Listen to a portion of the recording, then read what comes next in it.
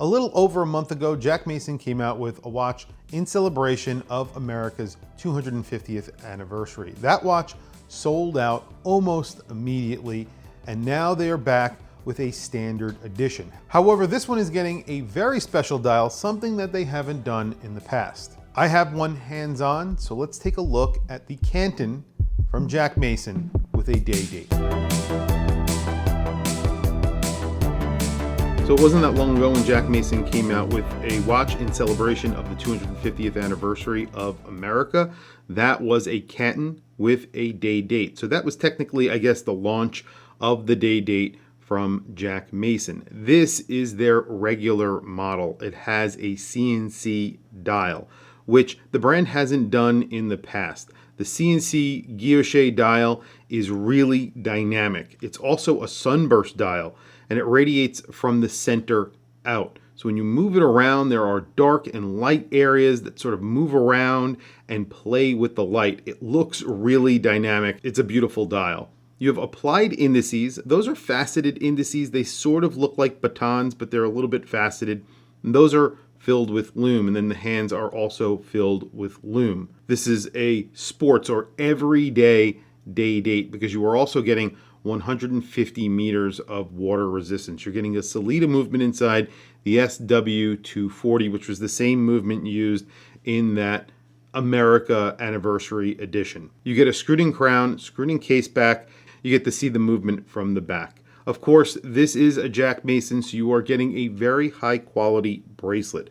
Polishing down the middle, and there is a large line of polish on either side of the bracelet, and you are getting their on-the-fly micro adjust, which I still think is one of the best that you can get because it is so low profile and really easy to use. It is not spring loaded or anything like that. It's just really easy. It's manual, but you get a lot of adjustment. So I say manual, that means there's no button. You just press or pull on the bracelet and then slide it to the position that you want. But you are getting so much space to actually use that if you fluctuate a lot, there's probably not a watch out there that's better than this for someone who has a lot of fluctuation in their wrist size. I know that sounds weird, but it's actually true. You have a flat sapphire crystal on the front that is slightly raised off of the bezel, and the case gets really nice finishing as well. You have brushed sides with a very large line of polish on the top and bottom of the case, and then you have a polished bezel, which is a small bezel that slopes down. So it makes the dial look large, and in general, I would say it makes the watch look larger than it actually is. The watch measures in at around 41 millimeters, or actually measured under 41 millimeters, and you have around a 12 millimeter thickness. That's including the 150 meters of water resistance screwed-in case back and sapphire crystal on the front. So that is excellent. And then the lug-to-lug is around 47 millimeters at the case, 47 millimeters and change.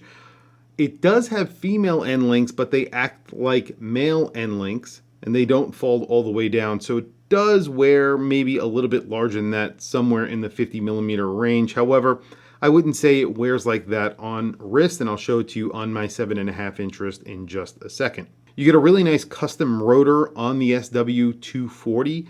It is really nicely finished and overall looks really cool. The rotor itself is very different, and I like what they did here. It's a little bit 3D, very well made. On my wrist today, I have a new watch in my collection. This is a Maron Musi Unix, a 41 millimeter version of their watch. Essentially, it's their same case that they have shrunk down to 41 millimeters, and they have put a micro rotor movement in this watch. It is absolutely gorgeous. A video for this will be dropping pretty soon. And there is the Canton day date on my 7.5 inch wrist.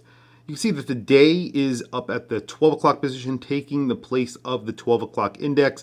And then down at the 6 o'clock position, you have the date with that magnifier, which is under the sapphire crystal. So when you turn it on its side, there isn't an interruption to that sapphire crystal. It's on the underside of the sapphire crystal. This gets around a 50 millimeter lug to lug if you include the bracelet. If you put it on a strap, it wears like a 47.7 millimeter, somewhere in that range.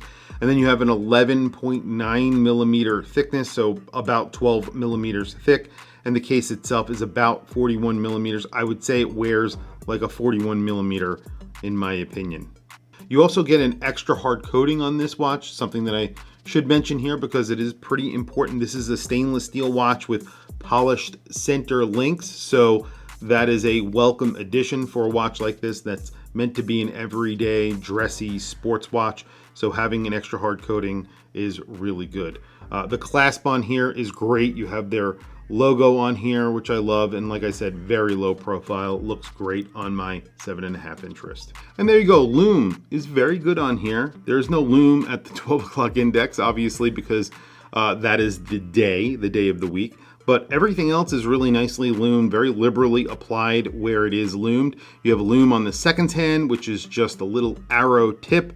And you can see that your watch is working in the dark. Price on this is $1,895, on the more expensive side for a Jack Mason, but they are giving you a lot for your money here, or at least they are trying to give you as much as they can. 150 meters of water resistance in what is essentially a dress watch, a guilloche dial, which is CNC, not a pressed dial. That is very important, so a lot more crisp. And obviously a lot harder to do as well, a lot more expensive to do. And then you're getting that Sleeta SW240, not a movement that you see very often with that day-date complication. Extra hard coating, of course, always welcome. On the fly micro adjust, screwed in crown, screwed in case back, and overall a really good looking watch in my opinion. Tell me what you guys think down in the comments below. I want to hear from you guys. What do you think of this watch? What do you think of what Jack Mason are trying to do? I want to hear what you guys have to say. Please don't forget to like and subscribe. Hit that bell icon. It is super helpful for the channel, and I very much appreciate it. I'll add a link to this watch down in the description below. It comes out today, so definitely check out their website and check out the other colors. They're making a few colors, I think 3 colors of this watch. Check out their website to see those watches as well. Anyway, guys, thank you for logging on. Thank you for watching this video. I'll catch you guys in the next video.